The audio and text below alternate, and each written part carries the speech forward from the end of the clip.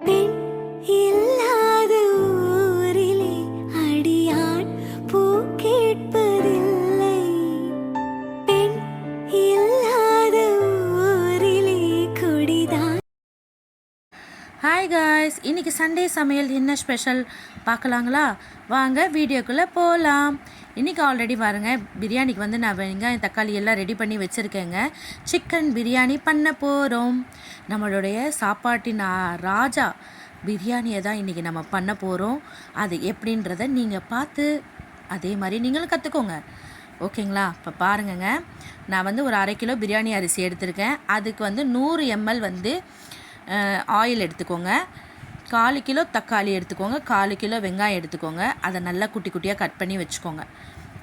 ஒரு 100 ml தயிர், 4 பெரிய ஸ்பூனில் இஞ்சி பூண்டு பேஸ்ட்டு, புதினா மல்லி நம்ம தேவைக்கு ஒரு கைப்பிடி அளவுக்கு எடுத்துக்கோங்க. புதினா ஒரு கைப்பிடி அளவு, மல்லி இலை ஒரு கைப்பிடி அளவு. அவ்வளோதாங்க. பிரியாணி வந்து ரொம்ப கஷ்டம்லாம் கிடையாதுங்க. சமைச்சு பாருங்களேன், அது ஒரு கலை. சமையல் வந்து ஒரு கலைங்க. அதை நீங்களும் ட்ரை பண்ணி பாருங்கள், ரொம்ப ஈஸியாக இருக்கும். இப்போ பாருங்கள், ஆல்ரெடி வெங்காயத்தை நான் வந்து எண்ணெயில் போட்டுட்டேன்.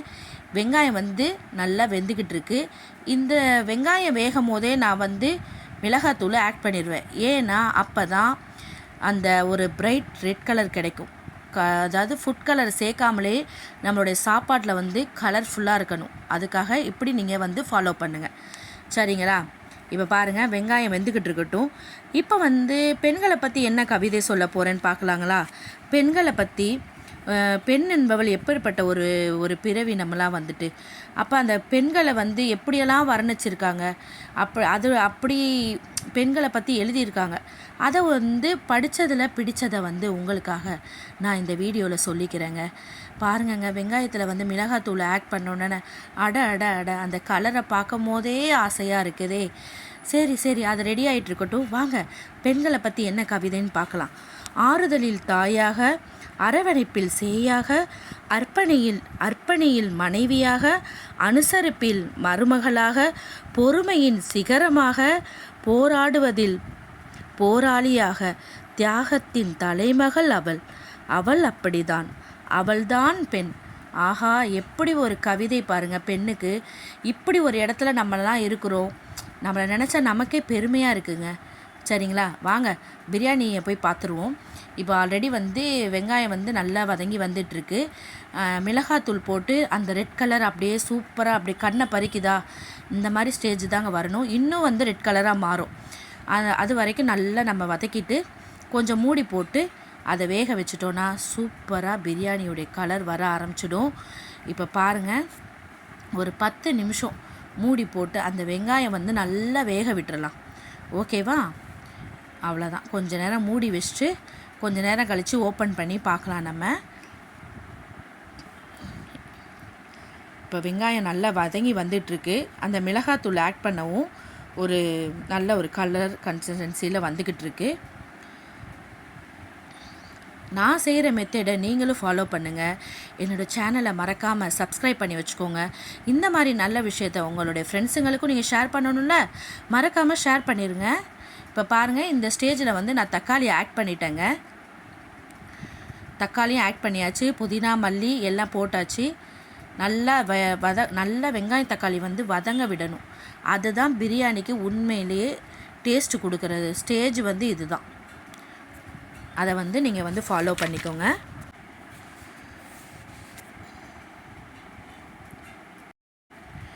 இப்போ இந்த பிரியாணியை பார்க்கும்போது, பிரியாணியை பற்றி கவிதை சொல்ல வேண்டாமா? அதை நீங்களும் தெரிஞ்சுக்க வேண்டாமா? வாங்க அதையும் சொல்லிடுறேன். இப்போ இந்த கறியை போட்டுட்டு வந்துடலாம். பாருங்கள், கழுவி வச்சுருந்த ஒரு 1/2 கிலோ சிக்கனை வந்து அதில் வந்து சேர்த்தாச்சு. இப்போ இந்த சிக்கன் கூட வந்துட்டு நம்ம வந்து இஞ்சி பூண்டு பேஸ்ட்டு, தயிர், உப்பு எல்லாம் சேர்த்து அதை நல்லா வதங்க விட போகிறோம், சரிங்களா? இப்போ பாருங்கள், நான் அதை வந்து ஒன்றா ஆட் பண்ணிகிட்டே இருப்பேன். அதையும் ஃபாலோ பண்ணுங்கள். இப்போ ஒரு கவிதையை பாருங்கள், பிரியாணி கவிதை. வாங்க. அன்பு பிரியாணியே, ஆசை செல்லக்குட்டியே, என் மனதுக்குள் நீ எப்படி வந்தாய்? உன் நினைவுகள் எப்போதும் என்னை சுற்றியே இருக்கின்றதே. உன் மனமோ என் மனம் எங்கும் நிறைந்திருக்கிறது. எல்லா ஊரிலும் நீ கொடி கட்டி பறக்கிறாய். ஞாயிற்றுக்கிழமைகளில் ஞாபகத்திற்கு வருவது நீ மட்டும்தான். நீயே என் உயிர் பிரியாணியே. பிறர் அன்புக்கு ஏங்குவதை விட பிரியாணி சாப்பிட்டு தூங்குவதே மேல் என் அன்பு பிரியாணியே. அடடடடடா, எப்படி ஒரு கவிதை பார்த்தீங்களா? படித்தது ரொம்ப பிடிச்சிருந்துச்சு. அதனால தான் உங்ககிட்ட நான் ஷேர் பண்ணுறேன். இந்த கவிதை பிடிச்சிருக்கான்றது மறக்காமல் நீங்கள் கண்டிப்பாக கமெண்ட் பண்ணுறீங்க. உங்களுடைய ஃப்ரெண்ட்ஸுங்களுக்கு ஷேர் பண்ணிவிடுங்க. மறக்காமல் சப்ஸ்கிரைப் பண்ணி வச்சுக்கோங்க. இந்த மாதிரி ஒரு ஜாலியான விஷயங்கள்லாம் என்னோடய சேனலில் அதிகமாக நான் சொல்லிகிட்ருக்கேன். ஆலூர் மருமகள் சேனலை சப்ஸ்கிரைப் பண்ணி வச்சுக்கோங்க. இப்போ பாருங்கள், கறி, தயிர், இஞ்சி பூண்டு பேஸ்ட்டு, உப்பு, வெங்காயம், தக்காளி, மிளகாத்தூள் எல்லாம் சேர்ந்து ஒரு அழகான ஒரு கலர் வந்துட்டுருக்கு நம்ம பிரியாணி செல்ல குட்டிக்கு. பார்த்தீங்களா? இந்த பிரியாணியை சண்டேயில் மிஸ் பண்ண முடியுங்களா? அதனால தான் இன்றைக்கி சண்டே கல்யாண வீட்டு பிரியாணி நான் பண்ணிகிட்ருக்கேன். கடைசியில் வாழையில விருந்தில் பார்க்கலாங்களா? இப்போ பாருங்கள், தேவையான அளவு தண்ணி ஊற்றியாச்சு. இதை நல்லா கொதிக்க விட்டுட்டு விசில் போட்டு எடுத்துக்கலாம். ஒரு 3 விசில், சிக்கனுக்கு மட்டும் 3 விசில் வைங்க. ஆமாம், இது வெந்துக்கிட்டு இருக்கட்டும். வாங்க, அரிசியோட அளவு பாருங்கள். இப்போ பாருங்கள், ஒரு 200 கிராம் கப்பில் நான் எடுத்திருக்கேன். 3 இது போட்டுட்டேங்க. இப்போ 200 கிராம் கப்பு, ஒரு கப்புக்கு 1.5 கப்பு தண்ணி அளவு ஞாபகம் வச்சுக்கோங்க. ஒரு 200 கிராம் கப்புக்கு இப்போ பாருங்கள், இப்போ நான் 3 கப்பு போட்டிருக்கேன். அப்போ எவ்வளோ வரும்? ஒரு இதுக்கு 1.5 கப்புனா 3 இதுக்கு கிட்டத்தட்ட 4.5 கப்பு தண்ணி. சரிங்களா? இது தாங்க அளவு. கல்யாணம் முடிச்சு போகிற தங்கச்சிங்களா, என்னுடைய சேனலை மறக்காமல் சப்ஸ்கிரைப் பண்ணி வச்சுக்கோங்க. இதெல்லாம் உங்களுடைய கற்று வச்சுக்கிட்டு மாமியார் வீட்டில் போய் இது மாதிரி செஞ்சு கொடுத்து உங்களுடைய மாமியாரையும் கணவரையும் கைக்குள்ளே போட்டு வச்சுக்கிறீங்க. சரிங்களா? பார்த்து வச்சுக்கோங்கப்பா. உங்களுக்காக தான் இந்த டிப்ஸு. ஓகே, பாருங்கள். ஆஹா, அடடடடா, சூப்பராக வந்திருக்காங்க நம்ம பிரியாணி ராஜா. பார்த்தீங்களா? இப்போ அளவு தண்ணி பக்கத்தில் எடுத்து வச்சுருக்கேன். இந்த அளவு தண்ணியையும் நம்ம இப்போ ஊற்றி நல்லா கொதிக்க விட்டுட்டு ஊற வச்சுருந்த அரிசியை நல்லா கழுவி எடுத்து வடித்து இதில் போட வேண்டியதுதான் இப்போ வேலை. இப்போ பாருங்கள்,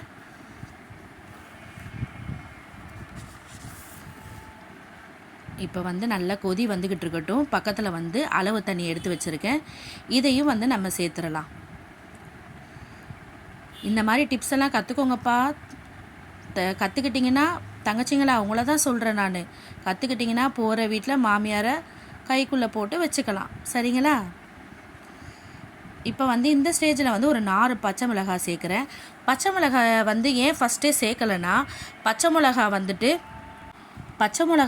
ஃபஸ்ட்டே சேர்த்துட்டோன்னா அந்த பச்சை மிளகா ரொம்ப கரைஞ்சி அதோடைய காரத்தன்மை அதிகமாக இறங்கிடும். அப்போ சாப்பிட்றவங்களுக்கு ரொம்ப டிஸ்டர்பன்ஸாக இருக்கும். காரம் பசங்களுக்கும் ரொம்ப கஷ்டமாக இருக்கும். அதனால் பச்சை மிளகாவை இந்த ஸ்டேஜில் நீங்கள் சேர்த்துக்கோங்க. இப்போ என்னென்னா, அளவு தண்ணி ஊற்றிருக்கிறோம், கொதி வந்துருச்சு பாருங்கள். இந்த ஸ்டேஜில் நீங்கள் சேர்த்துக்கிட்டிங்கன்னா பச்சை மிளகாவுடைய ஃப்ளேவர் நல்லா வரும். அதோடைய மனமும் சூப்பராக இருக்கும். காரமும் அந்தளவுக்கு இறங்காது.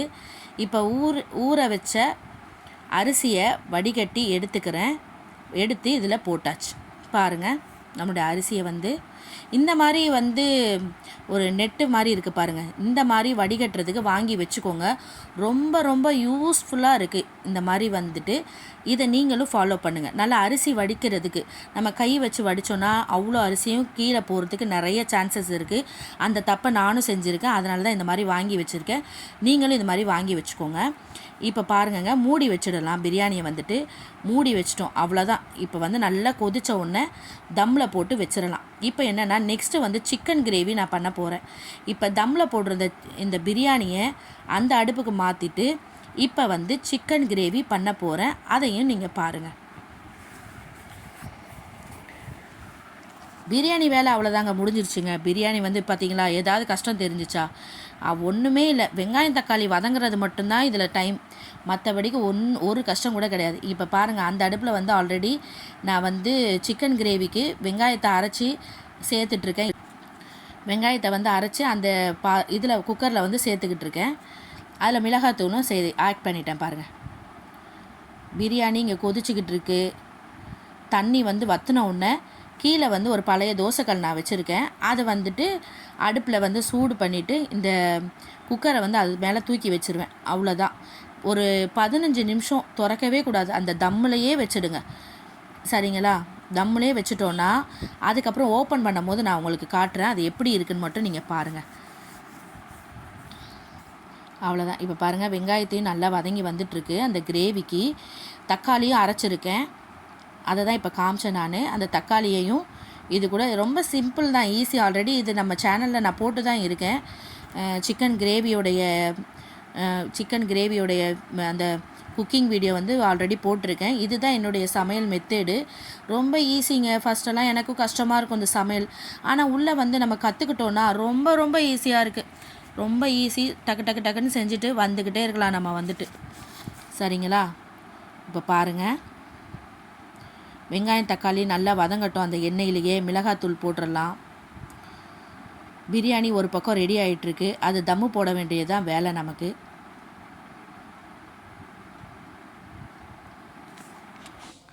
சிக்கன் கிரேவிக்கு கரம் மசாலா சேர்த்துக்கிறேங்க நான். வீட்டில் அரைச்ச மசாலா தான், அதை சேர்த்துக்கலாம். இப்போ பாருங்கள், பிரியாணி வந்து இந்த சைடு வந்து சூப்பராக ரெடி ஆகிடுச்சு. இப்போ வந்து தம்மு போட வேண்டிய வேலை தான். பாருங்கள், தோசைக்கல் வந்து இது பழைய தோசைக்கல் தான், அதை வச்சிடுறேன் நான். அதை வச்சுட்டு குக்கரை வந்து மேலே வச்சிடலாம். அதை மேலே வச்சுட்டு இதை தூக்கி அந்த அடுப்பில் மாற்றிடுறேன். இப்போ கிரேவி வந்து இந்த அடுப்புக்கு வந்துருச்சு. கிரேவி வந்து கரம் மசாலா எல்லாம் போட்டு கறி எல்லாம் போட்டாச்சு. நல்லா அந்த நல்ல ஒரு கறி வந்து இப்போ தான் போட்டுட்ருக்கேன். சாரிங்க, மாற்றி சொல்லிட்டேன். கறி வந்து போட்டாச்சு. இப்போ கரம் மசாலா உப்பு எல்லாம் சேர்த்து கறியை நல்லா அதோடையே மிக்ஸ் பண்ணிவிட்டு நல்லா கொஞ்சம் நேரம் அந்த எண்ணெயிலே வதங்கணும். அது வந்துட்டு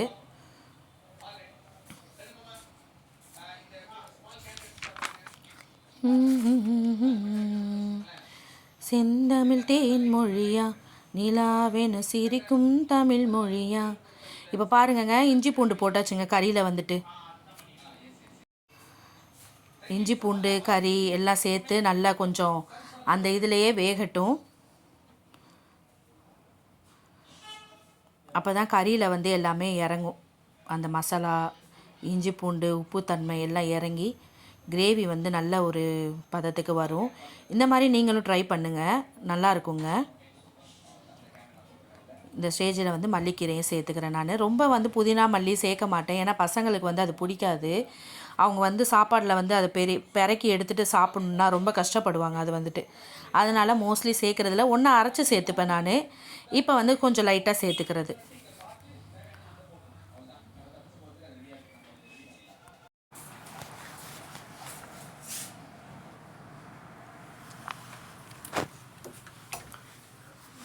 கிரேவி வந்து நல்லா கொதிக்கணும். அந்த கொதிக்கிறதுக்காக வெயிட் பண்ணிகிட்ருக்கேன். அப்போ நல்லா அந்த கொதித்து அந்த மசாலாலாம் அதில் இறங்கணும் கறியில் வந்துட்டு. சமையல் வந்து பொறுமையாக செஞ்சோன்னா அது ஒரு நல்ல இதாட்டு வரும். வீடியோ கிளிப்பிங் வந்து கொஞ்சம் ஃபாஸ்ட்டாக போகுது, மற்றபடிக்கு நான் பொறுமையாக தான் இதை வந்து செஞ்சிட்ருந்தேன் நான். சரி, உங்களுக்கும் போர் அடிச்சிடக்கூடாதே, ரொம்ப நேரமாக அதை இது பண்ணக்கூடாதுன்னு தான் வீடியோ வந்து ரன்னிங்கில் விட்டுட்டேன். அவ்வளோதாங்க. விசில் போட்டு ஒரு 3 விசில் வந்தோன்னே இறக்கிக்கலாம். இப்போ வந்து நான் கத்திரிக்காய் வந்து பண்ண போகிறேங்க. புளி கத்திரிக்காய் கல்யாண வீட்டில் பண்ணுவாங்கள்ல, ஆனால் அதே மெத்தடில் கிடையாது, என்னுடைய ஸ்டைலில் நான் பண்ணுறேன். இப்போ கத்திரிக்காய்க்கு வெங்காயம், தக்காளி, ஒரு வெங்காயம், 2 தக்காளி, குட்டி குட்டி தக்காளி, புளி தண்ணி கரைச்சி வச்சுருக்கேன், கத்திரிக்காய் வெட்டி வச்சுருக்கேன், மிளகாத்தூள்.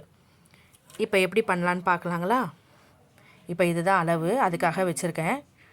இப்போ வந்து நான் வெங்காயம் தக்காளி 2யுமே சேர்த்து நல்லா மிக்சியில் அரைச்சிக்கிறேங்க. மிக்சியில் அரைச்சிக்கலாம். இப்போ குக்கரை வந்து அடுப்பில் வச்சுட்டேன் நான்.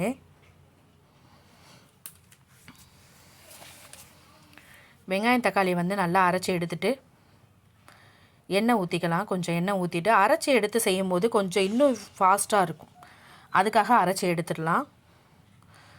தேவையான அளவு எண்ணெய் ஊற்றிக்கிறேன் கத்திரிக்காய்க்கு. கத்திரிக்காய் வந்து கொஞ்சம் கடுகு, கருவேப்பிலை எல்லாம் போட்டு தாளிச்சிக்கலாம். கத்திரிக்காயோடைய பெனிஃபிட்ஸ்லாம் என்னென்னு பார்க்கலாங்களா? இவ்வளோ சொல்கிறேனே, கத்திரிக்காயை மிஸ் பண்ண முடியுங்களா? கத்திரிக்காயில் வந்து நார்ச்சத்து வந்து அதிகமாக இருக்குது, செரிமானத்தை வந்து மேம்படுத்துது, ஆன்டி ஆக்சிடெண்ட் உள்ளது, இதயம் ஆரோக்கியமாக இருக்கும், இரத்த சர்க்கரை கட்டுப்பாட்டில் இருக்கும், தோல் முடி ஆரோக்கியத்திற்கு எல்லாத்துக்குமே வந்து இந்த கத்திரிக்காய் வந்து உதவுதுங்க.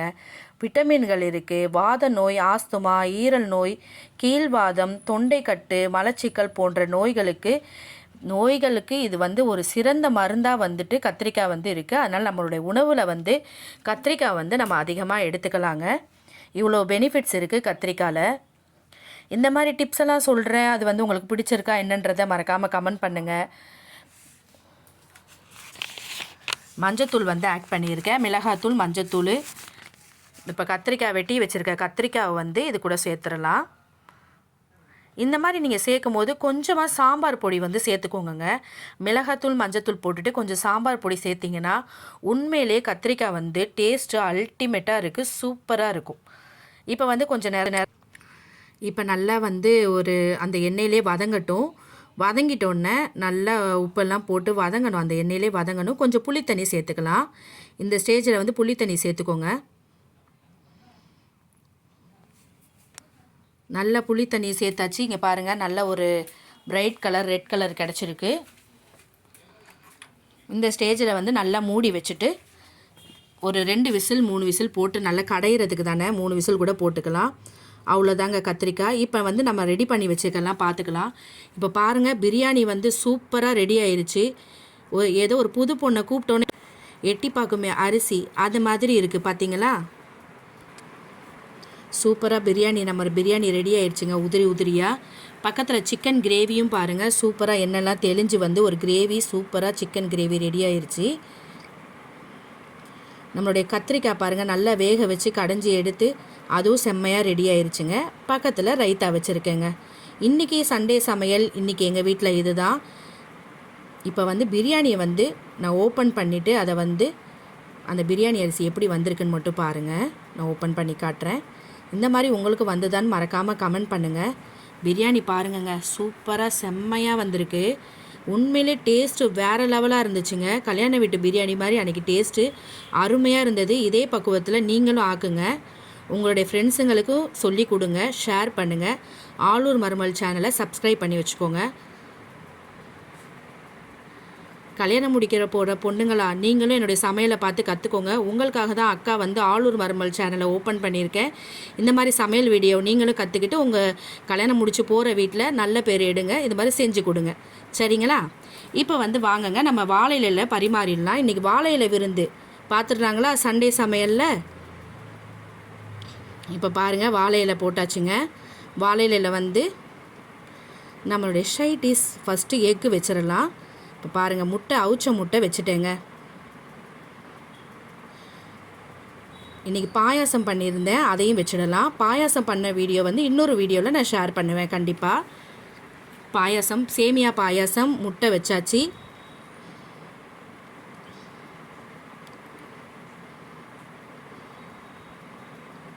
இப்போ சின்ன இலையாக இருந்தாலும் அந்த இலையை நம்ம மிஸ் பண்ணக்கூடாது. வாழை இலை விருந்து வந்து நம் தமிழர்களின் பாரம்பரியத்தில் உள்ளதுங்க. அதை வந்து எல்லோருமே ஃபாலோ பண்ணுவோம், நீங்களும் ஃபாலோ பண்ணுங்கள். வாழை இலையில் சாப்பிட்றது நம்ம உடம்புக்கு ரொம்ப நல்லது. வாழை இலை பற்றி நல்ல டிப்ஸ் எல்லாம் நான் சொல்லியிருக்கேன், அதையும் நீங்களும் ஃபாலோ பண்ணுங்கள். கத்திரிக்காய் வச்சாச்சு, ரைத்தாவும் வச்சாச்சுங்க. உங்களுக்கு வாழை இலையில் சாப்பிட்றது பிடிக்கும்னா மறக்காமல் கமெண்ட் பண்ணுங்கள். இப்போ நம்மளுடைய பிரியாணி ராஜாவை வச்சிடலாமா? பாருங்கள், சிக்கன் பிரியாணி சூப்பராக இன்றைக்கி ரொம்ப அல்டிமேட்டாக வந்திருக்கு. உங்களுக்கு என்னுடைய வீடியோ பிடிச்சிருந்தா, இந்த மாதிரி குக்கிங் வீடியோ பிடிச்சிருந்தா மறக்காமல் ஃப்ரெண்ட்ஸுங்களுக்கு ஷேர் பண்ணுங்கள். இந்த மாதிரி சின்ன சின்ன விஷயங்கள் வந்து நீங்களும் வந்து கற்றுக்கோங்க. உங்களுடைய ஃப்ரெண்ட்ஸுங்களுக்கு, உங்களுடைய தங்கச்சிங்களுக்கும் கற்றுக் கொடுங்க. மறக்காமல் என்னுடைய சேனலை சப்ஸ்கிரைப் பண்ணி வச்சுக்கோங்க. பாருங்கங்க, வாழையிலேயே நிறைஞ்சிருச்சுங்க. இன்றைக்கி சண்டே பிரியாணியில் சூப்பராக வந்திருக்கு. இன்றைக்கி பாயாசம், அவிச்ச முட்டை, ரைத்தா, கத்திரிக்காய், பிரியாணி, ஒரு கல்யாண விருந்தே தாங்க. சூப்பராக இருக்குது. நீங்களும் இது மாதிரி ட்ரை பண்ணி பாருங்கள். மறக்காமல் நம்மளுடைய சேனலை சப்ஸ்கிரைப் பண்ணி வச்சுக்கோங்க.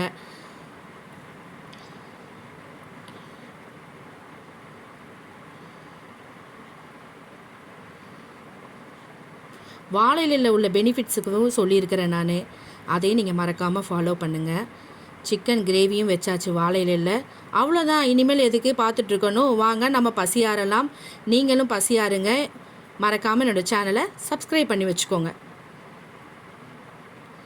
அவ்வளோதாங்க, இன்றைக்கி வாழை இலை விருந்து ரெடி ஆயிடுச்சு.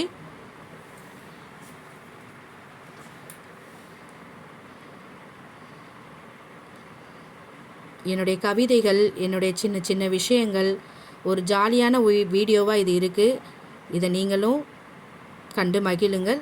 வாழ்வோம், விவசாயிகளை வாழ வைப்போம். Bye guys.